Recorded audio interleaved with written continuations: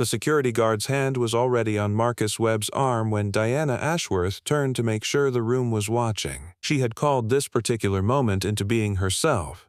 The hand signal to the guard, the pointed look across the ballroom, the words she had said clearly enough to be heard by the people nearest to her. He needs to go, right now. And now she stood at the edge of the floor with a champagne flute in her hand, and watched it happen.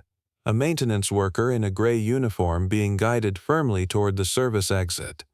The work boots scuffing against the marble she had spent 3 weeks selecting. The worn patch on his left shoulder where the embroidery had started to fray. It was, from where she was standing, exactly as it should be. She did not know that in 22 minutes the mayor of the city was going to walk through that same ballroom, see Marcus Webb being escorted toward that door, and cross the floor so quickly that her event coordinator would have to step back to let her through. She did not know that the mayor was going to stop in the center of the room, in front of 400 people with champagne in their hands and phones in their pockets, and extend her hand to Marcus Webb the way you extended your hand to someone you had been looking for. She did not know any of that yet.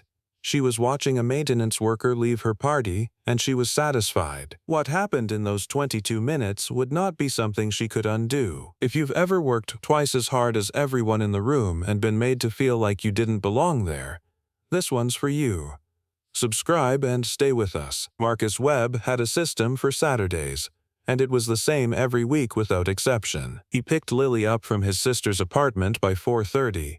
Stopped at the corner bakery where the woman behind the counter always had a molasses cookie waiting for Lily without being asked, and had dinner on the table before 6.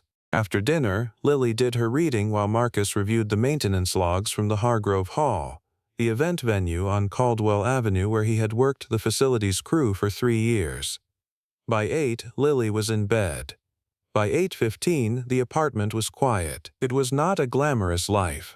Marcus had learned long ago, in a building far more demanding than the Hargrove Hall, that glamorous was a quality that belonged to rooms you were performing for. Steady was what you built when the performance was over and the only person watching was a 7-year-old who needed her father to actually be there. Lily Webb was 7 years old and weighed 44 pounds and had her mother's habit of asking questions that were too large for their sentences. She carried a small brown rabbit named Ferdinand everywhere she went, not because she couldn't sleep without it, but because she had decided at some point during the year after her mother died that Ferdinand needed looking after and she was going to be the one who did it. Marcus had not questioned this logic. He understood it better than Lily could have known. She had her mother's eyes and her father's stillness.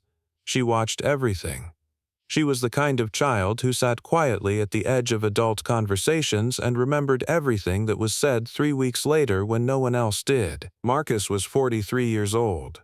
Broad-shouldered, with close-cropped hair going silver at the temples and a face that had developed, over the years, a particular quality of neutrality. Not coldness, not distance. The kind of stillness that comes from having been in enough rooms where your expression was the only thing you could fully control. He drove a used truck, kept the apartment in a decent part of the east side, and worked 30 hours a week on the facilities crew at the Hargrove Hall. Enough to keep things stable, enough to be home when Lily needed him. On the last Saturday of the month, he sometimes brought Lily to the hall on late shifts when events ran long. She would sit in the maintenance break room down the corridor from the kitchens, Ferdinand on the table beside her book, molasses cookie in her hand, entirely unbothered by the noise of whatever event occupied the floors above her. Tonight was one of those nights. The Hargrove Hall was hosting the Ashworth Foundation Gala, a black-tie charity event that had been in planning for 6 months, and that the event coordinator had flagged as the highest-profile booking of the year. 400 guests, a headlining auctioneer flown in from New York, a keynote address by the mayor. Marcus had arrived at noon to run final checks on the HVAC system, which had been flagging inconsistent pressure in the East Wing. He had fixed it by 2, gone home, had dinner with Lily, brought her back at 6, installed her in the break room with her book and her cookie and Ferdinand, and returned to the building to handle whatever the evening would require. What the evening would require, he had not anticipated. The Hargrove Hall on a gala night was a different building than the one Marcus moved through on ordinary mornings. Same walls, same ceilings, same marble floors he had mopped at 6 a.m. 2 days before, but dressed in the particular way that money dressed spaces when it wanted to be seen performing itself, it became something else entirely. Draped lights strung from the mezzanine, florals the height of a grown man arranged along the east corridor, a six-piece ensemble playing something classical and confident from a raised platform at the far end of the ballroom.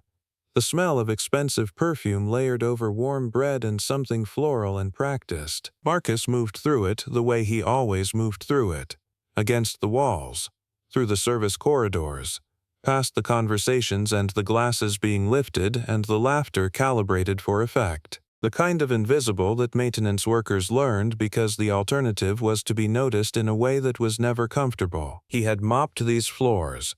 He had replaced 3 of the ceiling fixtures above the main entrance. He had spent 40 minutes on his back under the East Wing's climate control panel that morning, while the floral team arranged 12-foot centerpieces 6 feet above his head, and no one looked down. That was fine.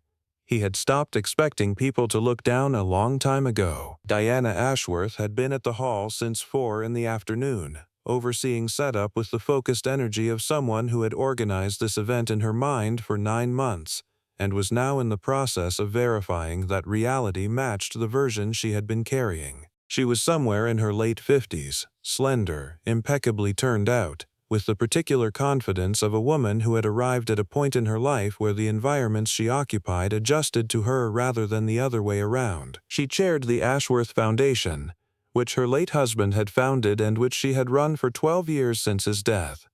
The foundation funded youth literacy programs in the city's lower-income districts, after-school enrichment centers, summer reading camps. It was by any objective measure a genuinely good organization. Diana Ashworth was not a cynical woman.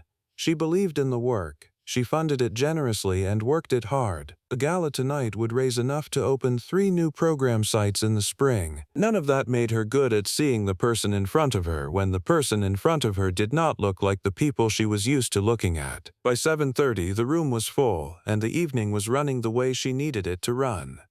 The auction items were arranged correctly. The catering was precise. The lighting was what she had asked for. The only persistent complaint had been the HVAC pressure in the east corridor, which the maintenance crew had adjusted twice and which she had reported twice, because a perceptible draft was not acceptable at a black tie event of this caliber. When she saw Marcus cross the edge of the ballroom floor at 8:47, she was in the middle of a conversation with a member of the city council. She registered him the way she registered things that didn't belong, immediately, precisely, and with the quiet certainty of someone who had never once questioned the reliability of that register. Gray uniform, work boots, a patch on the left shoulder where the embroidery was fraying. He was carrying a small electrical panel kit, moving with purpose along the east wall toward the corridor access panel that controlled the ballroom's supplemental lighting. The supplemental lighting on the east wall had been flickering for 20 minutes. The event coordinator had called it in. Marcus had been dispatched to fix it. Diana Ashworth did not know any of this. What she knew was what she saw. She excused herself from the council member mid-sentence and moved across the floor with the efficiency of someone who had learned that certain situations required immediate management. She stopped Marcus before he reached the corridor door. "Excuse me." Her voice was pleasant and exact. The voice of someone accustomed to having unpleasant things accomplished pleasantly. "This is a private event." Marcus stopped. He looked at her. His face was what it always was in these moments.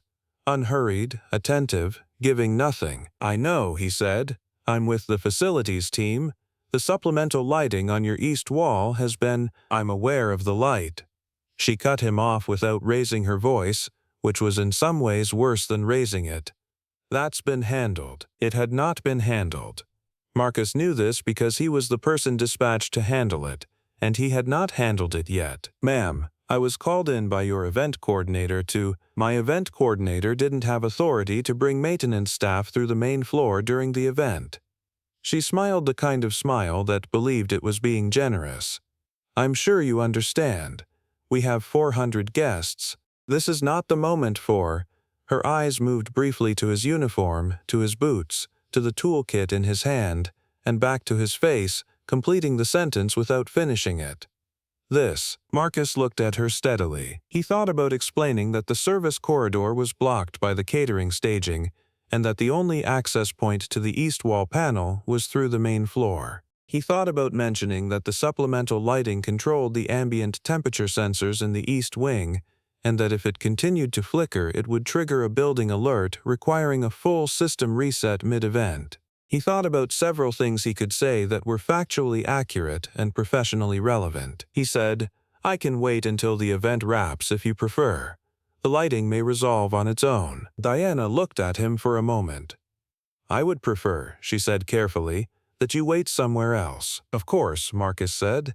He turned and walked back toward the service corridor. He was almost there when the supplemental lighting on the east wall flickered once, twice, and then went out entirely. The section of the ballroom it had been covering dropped into a noticeably dimmer register, and a cluster of guests turned to look, their faces carrying the expression that faces carry when something has gone wrong at an event that was supposed to be perfect. Diana Ashworth looked at the dark section of wall. Then she looked at Marcus's retreating back. Then she looked at the event coordinator, who was crossing the floor toward her with an expression trying very hard to communicate urgency without appearing to communicate urgency. "He needs to fix it," the coordinator said quietly. "The lighting controls are in the east wall panel, and we need it before the mayor arrives." Diana sent someone to retrieve him. Marcus came back across the floor with his toolkit and crossed to the east wall panel access door. It took him 9 minutes to reset the circuit, replace the corroded connector behind the panel, and restore the supplemental lighting to full function. He did it quietly and completely, the way he did everything, without drawing attention to the work, and when it was done he repacked his kit and turned to leave. It was while he was crossing back toward the service corridor that Diana Ashworth made the decision that would define the rest of her evening. She had watched him work. She had watched the guests nearby watch him work, some of them glancing over at the man in the gray uniform crouched beside the wall panel with the polite discomfort of people trying to maintain the fiction of a seamless event while someone in work clothes moved through their midst. Whatever calculation she had run in those 9 minutes had arrived at a conclusion she did not examine carefully enough. The room looked wrong to her. He looked wrong in it. Not because of anything he had done or said, but because the gap between what he was wearing and what everyone else was wearing registered in her mind as a disruption that the room was being asked to absorb on her behalf, and she had decided she was not willing to ask it to absorb it any longer now that the immediate problem was solved. She walked to the security station near the main entrance and spoke quietly to the guard on duty. He was a broad-chested man named Owen who worked event security for the hall and who had been doing this job for 11 years and who understood, when Diana Ashworth finished speaking, exactly what she was asking him to do. He crossed the floor with the measured stride of a man executing instructions he had been paid to execute. He fell into step beside Marcus before Marcus reached the corridor door and placed one hand on his arm. Lightly, professionally, the way trained security handled these things. "Sir," Owen said, "I'm going to need you to head out for the evening. Mr. Webb, I'm sorry, I've been asked to." "I heard you," Marcus said. His voice had not changed. He stopped walking and turned to look at Owen with the same even expression he had worn since he walked through the main door. Not angry, not confused, the face of a man who had encountered this shape of thing before and had developed, through repetition, a specific way of holding himself inside it. The room noticed. Not all of it, but enough of it. The cluster of guests nearest to them, the ones who had been watching the lighting repair and had not fully returned their attention to their conversations, were now watching something different. A maintenance worker in a gray uniform being asked to leave by a security guard. 400 people in formal wear arranged around them like a gallery that hadn't decided yet what it was looking at. Owen kept his voice low and professional. "Ma'am Ashworth has asked that the maintenance staff—" "I understand," Marcus said. "I'll gather my things." He turned and walked toward the service corridor, and Owen walked beside him, and Diana Ashworth stood at the edge of the room with her champagne flute and watched it happen the way she had intended it to happen. What she had not intended was the quiet that opened up in the 10 feet around her as the nearest guests registered what they had just witnessed. Not silence, Just the particular thinning of conversation that happens when people are processing something they have not decided how to respond to yet. A woman named Patricia, who sat on the board of a local arts foundation and had known Diana Ashworth for 19 years, turned to look in the direction Marcus and Owen had gone, and then looked back at her drink with an expression she kept carefully neutral. A man named Gerald, who had come alone, and was standing near the bar with something amber in his glass, watched the whole sequence and then looked down at the floor. The event coordinator stood near the mezzanine stairs with her clipboard and did not move, her face carrying the expression of a person who had understood something was wrong from the beginning and had been proven correct. In the service corridor, Marcus retrieved his jacket from the hook outside the break room and opened the door. Lily was at the table where he had left her. Ferdinand was in her lap now, which meant she had finished her book and moved on to simply holding him while she thought about it. She looked up when the door opened and read her father's face with the same complete attention she always gave it. No filter, no mediation, just the full unguarded sight of a child who paid close attention to the person she depended on most. She found what was there. "Did something happen?" she asked. Marcus sat down across from her.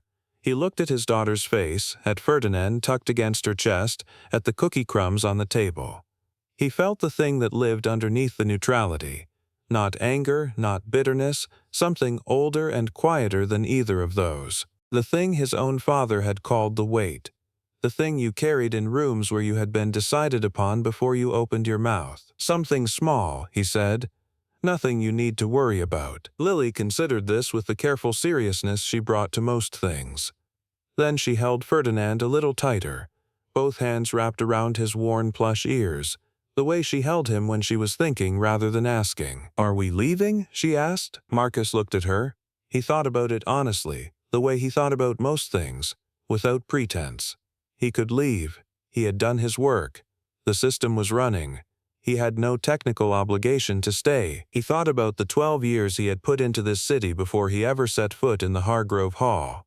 He thought about the programs he had built in these streets, in these neighborhoods, for these children. He thought about the specific absurdity of being escorted out of a building he had spent half a career making possible, by someone who had looked at his uniform and decided she understood everything there was to know about him. He thought about what his father used to say, that the weight only broke the people who were ashamed of carrying it. "Not yet," Marcus said. He went back to the corridor. Not to the ballroom. He walked to the facilities office at the end of the service wing, sat down at the desk he had used 3 mornings a week for 3 years, and opened his maintenance log. There were 2 items still pending for the evening. He intended to complete them. Mayor Elaine Carter arrived at 9:22, 22 minutes behind schedule, which her advance team had flagged, but which the mayor herself had declined to be concerned about because she had been in this city for 16 years and she knew the difference between events that needed her on time and events that needed her present. This one needed the latter. She came through the main entrance with her chief of staff and 2 members of her detail, wearing a dark green dress selected by no one but herself, and she moved through the greeting line with the ease of a woman who had done this enough times that the ceremony of it no longer required her full attention. Diana Ashworth met her at the threshold of the ballroom, with the practiced warmth of a host receiving the evening's most significant guest. They exchanged the words that people exchanged in these moments. The mayor said something genuine about the work of the foundation. Diana said something gracious about the honor of the mayor's presence. They moved together into the ballroom, and the room adjusted around them the way rooms adjusted around the arrival of a person with that particular gravity. The mayor stopped. She had seen something across the room that she had not expected to see. Marcus Webb was crossing the far edge of the ballroom floor, carrying his toolkit, heading toward the mezzanine stairwell where the secondary control panel for the building's fire suppression indicators was located. It was the second item on his pending log. He had not heard the mayor arrive. He was not looking toward the entrance. He was walking with the same unhurried purposefulness he had carried all evening. Mayor Elaine Carter had worked with Marcus Webb for 9 years. She had sat across from him in budget meetings and community hearings and emergency planning sessions. She had watched him stand in rooms full of skeptical council members and make cases for programs that no one else had believed in, and which had, over time, become the backbone of the city's social infrastructure. She had watched him walk away from all of those rooms when his wife died, and his daughter needed him somewhere smaller for a while. She had not seen him in 18 months. She said something to her chief of staff. The chief of staff leaned in, listened, and stepped back. The mayor walked across the ballroom floor. She did not walk toward the podium. She did not stop for the glass of champagne offered by a passing server. She walked directly across the room with the particular focus of a person who has identified the only thing worth moving toward and is moving toward it now, and the crowd did what crowds did when the mayor moved with that kind of focus. It parted. She reached Marcus before he reached the mezzanine stairs. He heard her approach and turned, and for one unguarded moment, before his face could return to its habitual neutrality, something moved across it that was quieter and more complicated than surprise. "Marcus," Mayor Carter said. She did not offer a hand. She opened her arms, and she held him for 2 seconds. The brief, unceremonious embrace of people who had been through enough together that formality would be an insult to the history. Then she stepped back and looked at him the way people looked at someone they had not seen in too long, and were glad to find intact. "How long have you been here?" she said. 3 years, Marcus said. The mayor's expression was not pity. It was something more specific and more respectful than pity. The understanding of someone who knew exactly what it had cost him to step back and why, and what it meant that he had chosen this particular way of moving through the time. "Your daughter," she said. "Lily. How is she?" "She's good," Marcus said. "She's downstairs, reading." The mayor nodded. Around them, the crowd had stopped moving in that section of the room. Not all 400 guests. The far side was still lifting glasses and talking. But the cluster of people within earshot had gone very still. The way people went still when they sensed that something happening in front of them was carrying more history than they had context for, and that the context, when it arrived, was going to matter. Diana Ashworth had seen the mayor cross the room. She had followed at a careful distance, the instinct of a host tracking her most important guest, and she arrived at the edge of the small, cleared space around Marcus and the mayor with her champagne flute still in her hand, and her expression still arranged in the professional warmth she had maintained all evening. Then Mayor Carter reached into the space between them and extended her hand, not to Diana Ashworth, to Marcus Webb, a formal handshake held for 3 full seconds. The specific kind of handshake that carried meaning in rooms where meaning was conveyed this way: public, deliberate, impossible to misread. "I owe you a conversation," the mayor said, "a long one, about a lot of things we never finished." Marcus looked at her. Something in his face that had been very still all evening shifted, slightly, barely visible, the almost imperceptible softening of a man who had not been seen in a particular way for a long time and had just unexpectedly been seen. "I'm around," he said. The mayor turned. She looked at Diana Ashworth directly, and her expression had not changed, but something in it had clarified in the specific way that things clarified when the mayor decided something needed to be said plainly. "Diana," she said, "this is Marcus Webb. He ran the city's Office of Community Development for 12 years. The literacy program your foundation funds, the after-school enrichment centers, the summer reading camps," she paused. "The framework for all of them was built in his office. He designed the city's community investment model that became a national case study in 2016. He stepped back from public life to raise his daughter."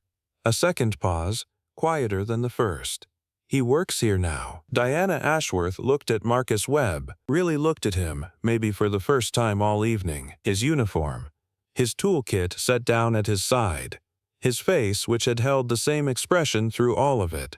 The same patient, unhurried neutrality that she had registered as absence and which was in fact, she understood now with a specific and uncomfortable clarity, the presence of someone who had learned a long time ago exactly how to be in a room that had decided it didn't want him. The champagne flute in her hand felt suddenly wrong.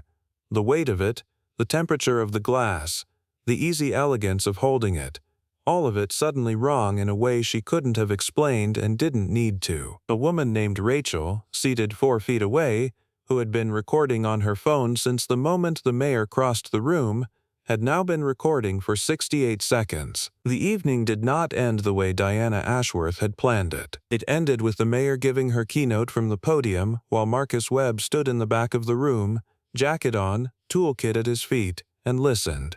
It ended with the event coordinator approaching Marcus before the auction began and asking, quietly and genuinely, whether he would be willing to stay until close.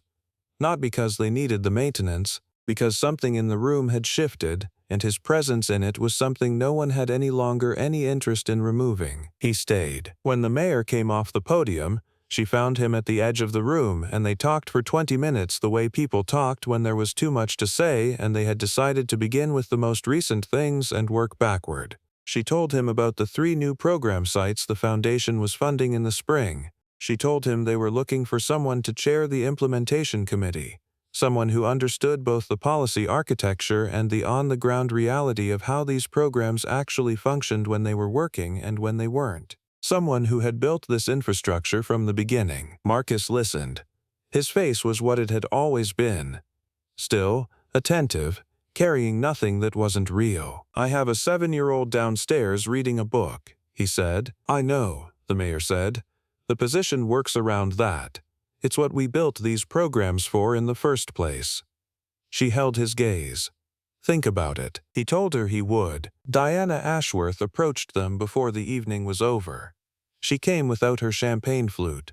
She came without the professional warmth she had maintained all night, which was, in a way, more honest than anything else she had offered him. She stopped in front of Marcus. "I owe you an apology," she said. Her voice was even, not quite steady, but even. "Not for not knowing who you were. I owe you an apology for what I did when I didn't know who you were.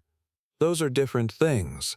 The second one is the one that matters." Marcus looked at her for a moment. "The lighting's fixed," he said. "The East Wing will hold through the rest of the event." Diana blinked. The small reaction of a person who had prepared for one kind of conversation and received another entirely. "The HVAC pressure in the East Corridor has been stable since 2 this afternoon," Marcus continued. "You'll want to flag the connector housing in that panel for replacement before your next event. It'll go again within 60 days otherwise." He held her gaze. Nothing in his expression was unkind.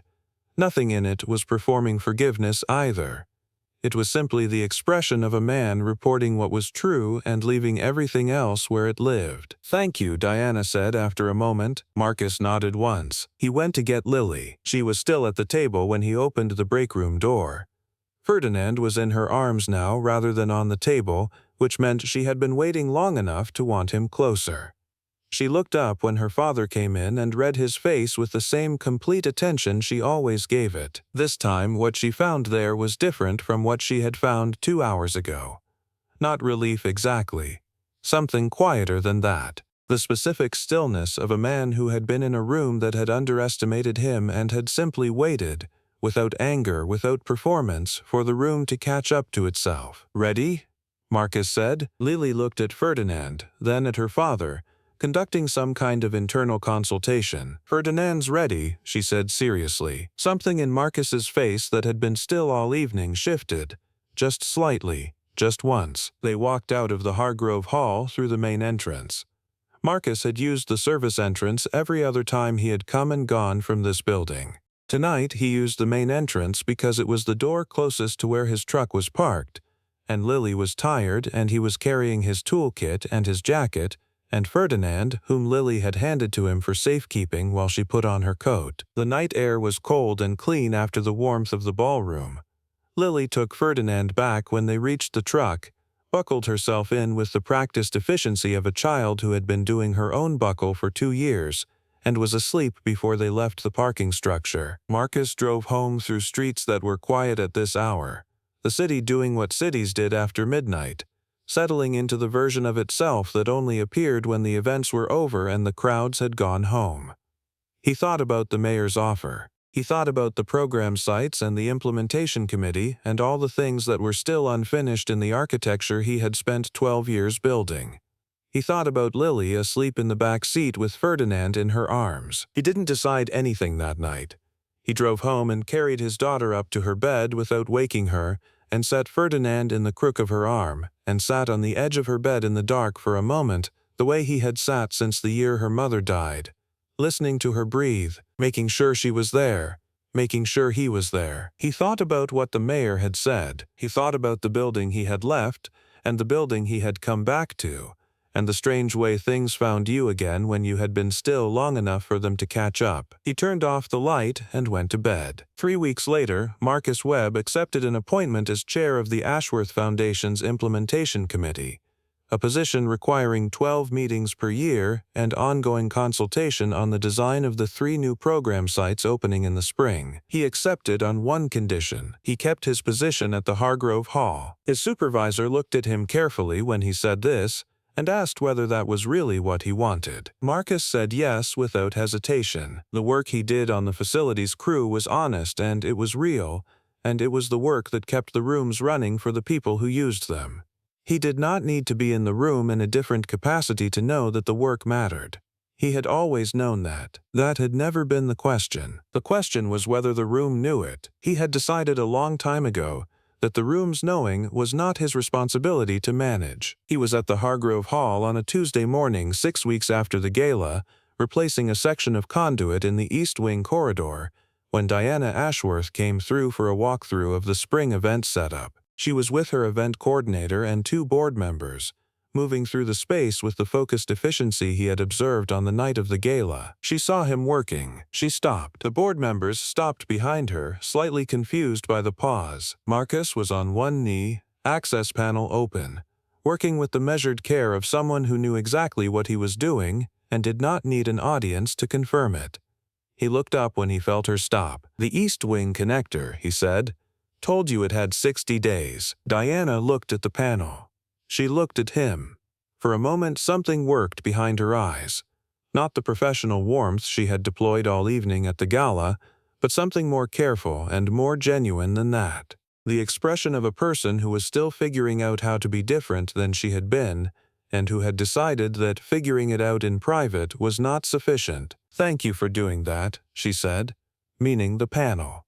Meaning all of it. "It's my job," Marcus said. He went back to work. Diana Ashworth stood there for 3 seconds longer than she needed to.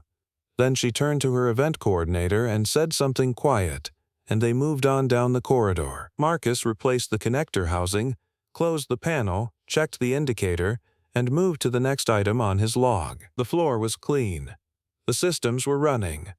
Lily was at school, where her teacher had told Marcus last week that she had written a story about a rabbit named Ferdinand who goes on an adventure and comes back home different but still himself. Marcus had read it twice, standing up at the kitchen counter, before he folded it carefully and put it in the drawer where he kept important things. He thought it was the best thing he had ever read. Some people are removed from rooms that wouldn't exist without them. Some people spend years building the architecture that others walk through without ever thinking to look down.